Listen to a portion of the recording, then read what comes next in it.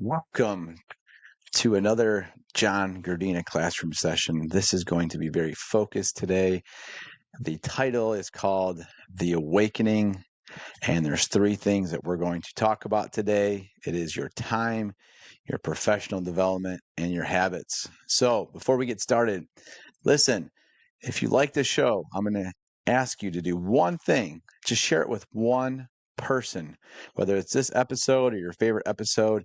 It just helps the show grow and being consistent with it, doing an episode a week. And those things compound over time. But the way that AI works and Apple and Spotify, or whatever you're using to listen to this episode, the more times it's shared, the more opportunities that this show will be able to reach viewers and new listeners. So if you could do me a favor, one, share and like it, that would be awesome. And if you haven't reviewed it yet, I highly recommend that as well. So this topic today of your awakening really was something that's been on my mind for the past couple weeks. So I went through some research. I'm going to talk to you specifically about things that are working for me and what I have learned. So be dialed in. You're going to have to take notes or re-listen to this at least twice, maybe three times. So I'm going to be very specific on what I say. So let's get started. So the first thing is your time. Time is the coin of your life. It is the only coin you have, and only you can determine how it will be spent. Be careful lest you let other people spend it for you. That was Carl Sandburg. I like that line, and I like the image too. Time is your coin of life. So you're like depositing where you're putting your time in. And he said the last line, lest you let other people spend it for you. And it's perfect because let's talk about social media, right? Or Netflix, or wasting time on a screen, whatever that is for you. You're literally depositing your life into that device. Just think of it, visualize it right now. You're taking a coin, let's say a quarter or 50 cents, whatever it is, and you're putting it into that device every minute, every hour. You just put it in there. So you have to be aware of where you're putting your time into. Are you putting your time into yourself, which we'll get to about the professional development next, or are you putting your time into just being comforted by stupid videos on YouTube or TikTok, or watching a Netflix series that makes you just feel good, or to forget about the days of drudgery that you're going through in life? You only have one life. It's a gift to have this life too. And if you're healthy, it's even better because you have an opportunity to grow and transform as an individual. So I'm going to ask you this one more time. What are you wasting your time on? And whatever that is, that one vice you have in your life, you need to weed it out and put that money into you being developed, not that thing. It's very important to understand that. Okay. So I'm going to talk about just to end quote on time. So according to 2021 report by eMarketer, estimated that the average daily time spent with digital media in the United States is around 8 hours per day for adults. That's a whole workday. A whole workday on your screen. Now, this can mean TV, your computer, your cell phone. And I know that we live in an age that we need these things, especially if you are working and operating in a business like Form. But 8 hours a day that our eyes are fixated on the screen. So, what if you took that number and like cut it in half? Right? Let's say you take it down to 4 hours, and then you built that habit where you're like, you know what? I only need to be on a screen for something that I need to do for my work, or whether it's for, communication, email, stuff like that. And you start funneling it down to a very intentional focus of how you're using your time. Remember, your time is valuable, and wherever you're depositing that money into is what you'll get back. So do not spend so much time on your screens that you are losing you being the opportunity to be transformed in this life. Second point is a mentor. So in my book, Freedom to Ascend, which you can get now on Amazon or other local places online. But the point was this: it was my awakening. You need a mentor. You need someone to guide you. So in my story of my life in 2019, I was just simply at a basketball game with a guy who I really did not know and who is a great friend and mentor of mine now named Gerard. And he talked about all these things he did in life. And I thought like, man, I've never experienced life like he has. I want to live a life that he's talking about. So he told me to go read David Goggins' book, Can't Hurt Me. And then the fire was lit. So it was me being given knowledge of his experiences, then him having a recommendation to read a book that exposed me to David's story, which then awakened my passion for my body, but also for my lifestyle. So that one conversation with someone who is a mentor to me changed the trajectory of my life. So, do you have a mentor? Do you have a coach? Do you have a confidant in your life who's holding you accountable or giving you wisdom of whether it's book, podcast, or something else that's going to help you grow? So I'm going to explain how important this is. According to a survey conducted by LinkedIn in 2018, professionals reported spending an average of $1,000 to $5,000 per year on professional development. Okay, that's important. Why? You're putting, just like we talked about that time and using a coin over your time for money, putting it in where you're putting your time. Let's talk about working on you. How much money are you spending a year on you? That could be buying books. That could be taking online classes, new certifications for your life to help you grow in your profession, or being part of masterminds. There's so many options that we have available to us, but we go back to the time. But we waste our time on the most stupid, ridiculous things because it nullifies us. We think it's helping us to be lulled away and being almost like a zombie state in life when we could be growing by putting our time and money into something to make us better human beings in our profession, in our relationships, and in our life. So it is crucial that you need to seek more wisdom through professional development to grow. It's important to be around smart people that will help you understand efficient ways to be transformed. And lastly, having a coach or a leader will help you be focused and learning how to track things in your life that you want.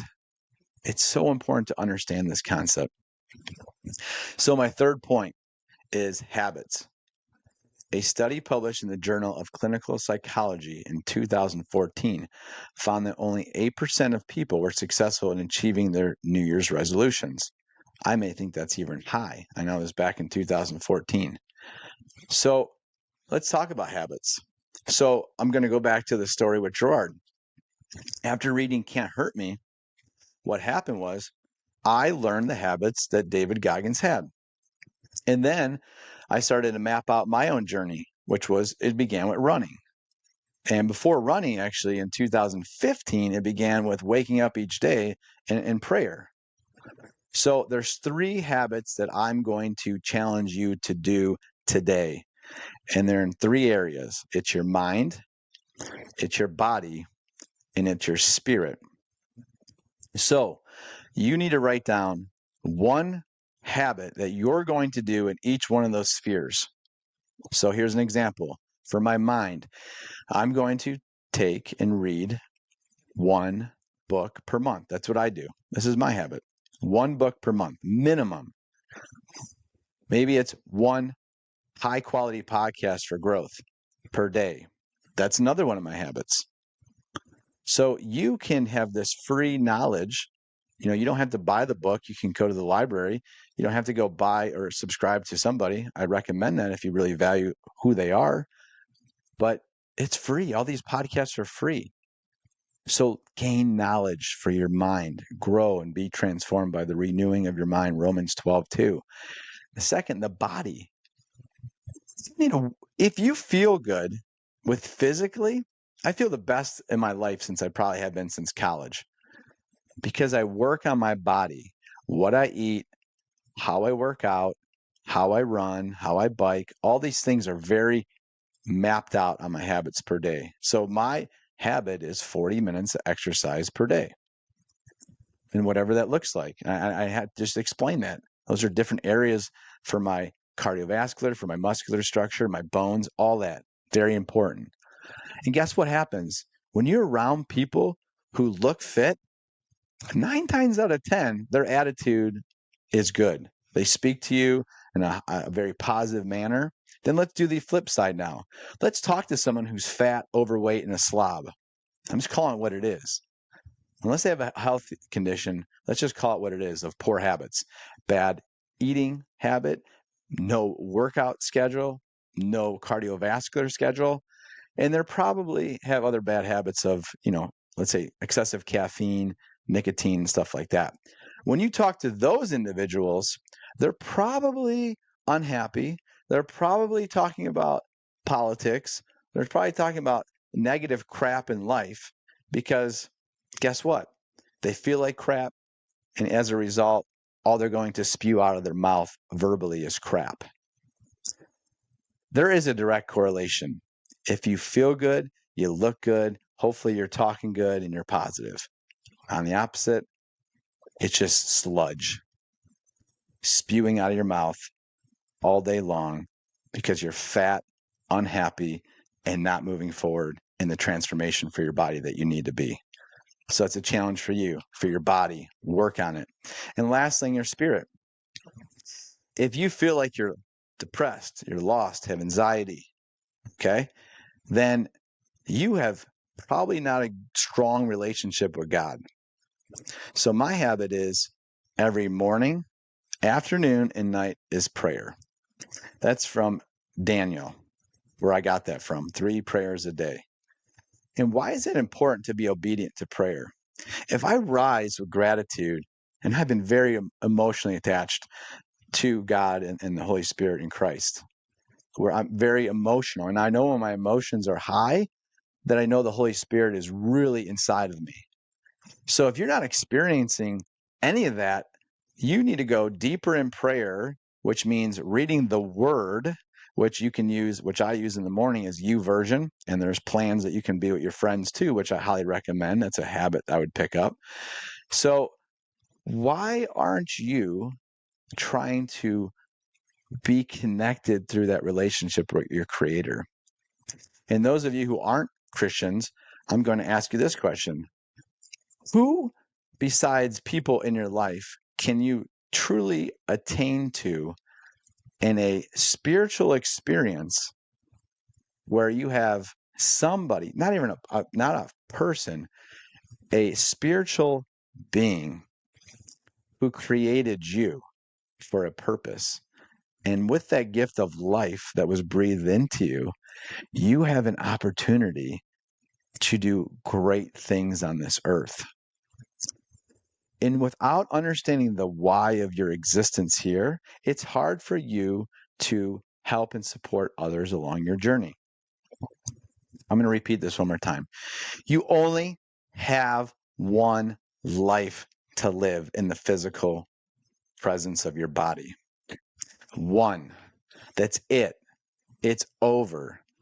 You go from the body, which is literally called the meat suit or dust until dust, and then you shall return. Return to what?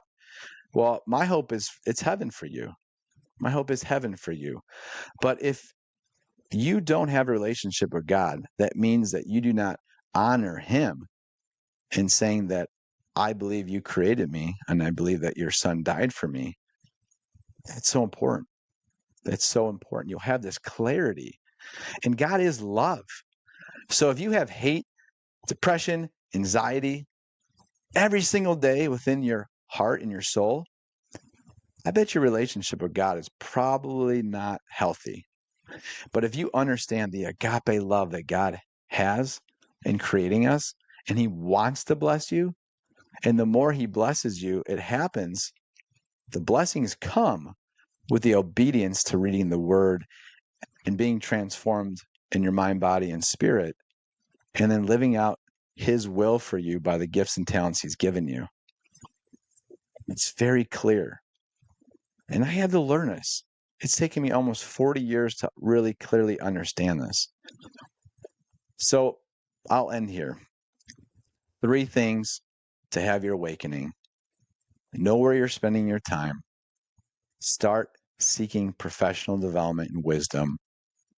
And lastly, is you have to make sure that you are having strong habits that are going to build you to be transformed for your future.